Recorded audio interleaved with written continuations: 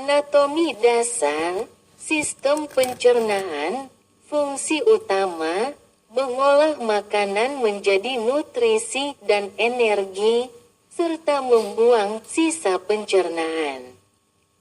1. Komponen utama, saluran pencernaan, mulut, esofagus, lambung. Usus halus, duodenum, jejunum, ilem, usus besar, rektum, dan anus. Organ pendukung, hati, pankreas, dan kantong empedu. 2. Penerapan klinis, endoskopi untuk memeriksa kondisi lambung dan usus. Tes fungsi hati untuk mendeteksi gangguan pada organ hati. Penjelasan detail sistem pencernaan.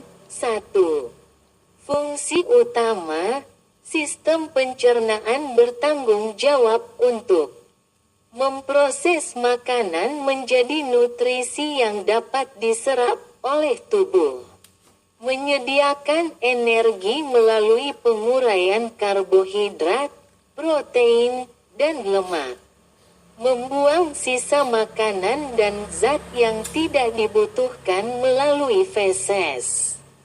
2. Komponen utama. 1. Saluran pencernaan, mulut, tempat pertama proses pencernaan terjadi. Baik secara mekanik, mengunyah, maupun kimiawi, enzim amilase. Lidah membantu mencampur makanan dengan saliva, air liur, dan membentuk bolus untuk ditelan. Esofagus, tabung yang menghubungkan mulut dengan lambung, menggunakan gerakan peristaltik untuk mendorong makanan ke lambung. Lambung berfungsi sebagai tempat penyimpanan sementara makanan, menghasilkan asam lambung, HCl, dan enzim pepsin untuk mencerna protein. Usus halus terbagi menjadi 3 bagian. Duodenum, tempat campuran makanan dengan enzim dari pankreas dan empedu. Jejunum, penyerapan utama nutrisi. Ilem, penyerapan vitamin dan mineral. Usus besar, tempat penyerapan air dan pembentukan feses. Berisi mikrobiota usus yang membantu fermentasi zat sisa. Rektum dan anus, menyimpan feses sebelum dikeluarkan melalui anus. 2. Organ pendukung, hati, menghasilkan empedu yang membantu mencerna lemak, menyaring racun dari darah. Pankreas, menghasilkan enzim pencernaan, amilase, lipase, tripsin, dan hormon insulin. Kantong empedu, menyimpan empedu sebelum dilepaskan ke duodenum. 3. Proses pencernaan. 1. Pencernaan mekanik, menggiling dan memecah makanan menjadi potongan-potongan kecil di mulut dengan mengunyah.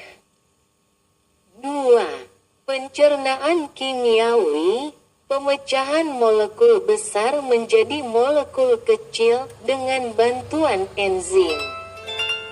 Karbohidrat glukosa oleh amilase, protein asam amino oleh pepsin dan tripsin, lemak asam lemak dan gliserol oleh lipase. 3. Penyerapan nutrisi. Nutrisi diserap di usus halus melalui villi, struktur kecil berbentuk jari. Glukosa dan asam amino masuk ke aliran darah, sedangkan lemak masuk ke sistem limfatik. 4. Eliminasi. Sisa makanan yang tidak dapat dicerna atau diserap dibentuk menjadi feses dan dikeluarkan melalui anus. 4. Regulasi sistem pencernaan, sistem saraf enterik. Mengontrol gerakan peristaltik dan sekresi enzim. Hormon pencernaan, gastrin, merangsang produksi asam lambung. Sekretin, merangsang pankreas untuk mengeluarkan bikarbonat. CCK, kolesistokinin, merangsang pelepasan empedu dan enzim pencernaan. 5. Penerapan klinis. 1. Penyakit pencernaan, gastritis, peradangan pada lambung akibat asam lambung atau infeksi H. pylori. GERD, gastroesophageal reflux disease. Aliran balik asam lambung ke esofagus. Irritable bowel syndrome, IBS. Gangguan pada usus besar dengan gejala kram dan diare. Hepatitis. Peradangan hati yang disebabkan oleh virus atau zat beracun. Batu empedu. Penumpukan kristal di kantong empedu yang dapat menyebabkan nyeri. 2. Diagnostik. Endoskopi. Untuk memeriksa kondisi saluran pencernaan bagian atas. Kolonoskopi. Untuk memeriksa usus besar dan mendeteksi polip atau kanker. USG abdomen.